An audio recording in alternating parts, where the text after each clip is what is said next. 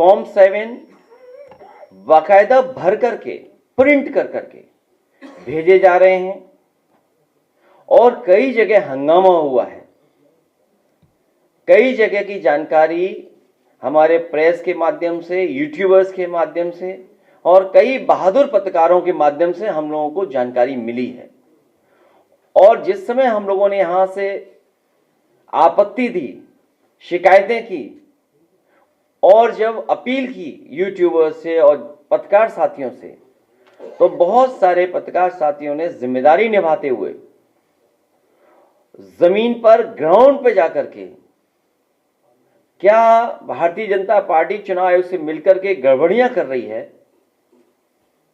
वो जनता तक पहुंचाने का काम किया। एसआईआर के माध्यम से बिहार का चुनाव उन्होंने जीत लिया। एसआईआर की बड़ी भूमिका थी माहौल बिगाड़ने के लिए, दबाव बनाने के लिए, मनोबल गिराने के लिए। बिहार के चुनाव को जीत लिया भारतीय जनता पार्टी ने। वेस्ट बंगाल में भी यही कोशिश कर रहे हैं एसआईआर को लेकर के।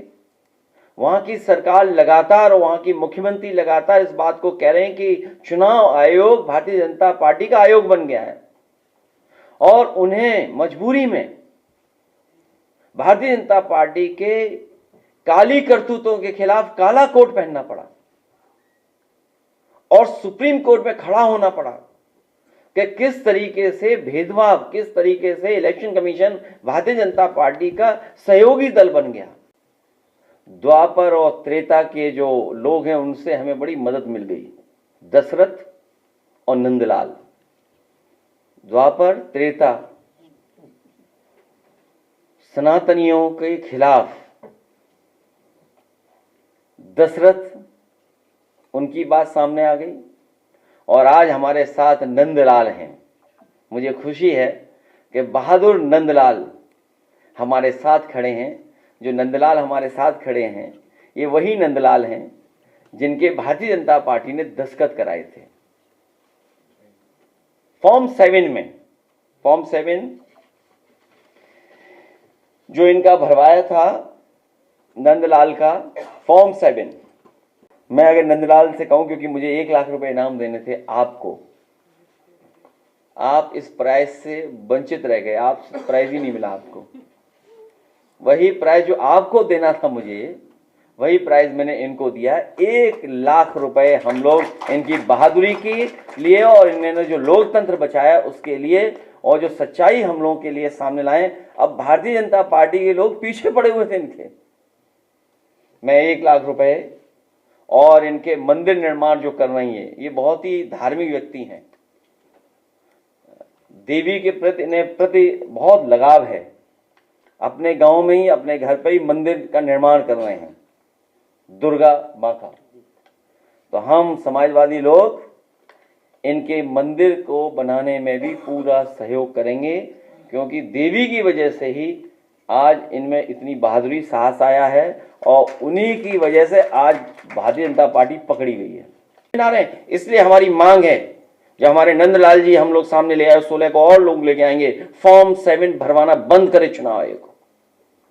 क्योंकि जब आपने पूरी एक्सरसाइज कर ली एसआईआर की, तो फॉर्म 7 तो बंद होना चाहिए, फॉर्म 6 होना चाहिए केवल। जिस सरकार से कोई उम्मीद न रही हो या जिस सरकार ने जनता को पिछले इतने वर्षों में निराश किया हो, उसके आखिरी बजट से क्या उम्मीद होगी हम सबको। इनको किसी की फिक्र नहीं है, ना किसान की, ना गरीब की, किसी की फिक्र नहीं है। और फिक्र होती तो इतनी महंगाई बढ़ती। भारतीय जनता पार्टी की हर काली करतूत पकड़ी जा रही है, हर बेईमानी पकड़ी जा रही है। आखिर सरकार ईमानदार क्यों नहीं है? आयोग ईमानदार क्यों नहीं है? आयोग की जिम्मेदारी बनती है कि निष्पक्ष और कॉन्स्टिट्यूशनल वैल्यूज को बचाएं। सिस्टम जितना ही स्ट्रेंथन करेंगे उतना ही डेमोक्रेसी स्ट्रेंथन होगी। अगर हम सिस्टम को खत्म करें, इसका मतलब लोकतंत्र को खत्म कर रहे हैं। बीएलओ नौकरी बचाने के लिए कहीं भी अन्याय नहीं होने दे रहे हैं।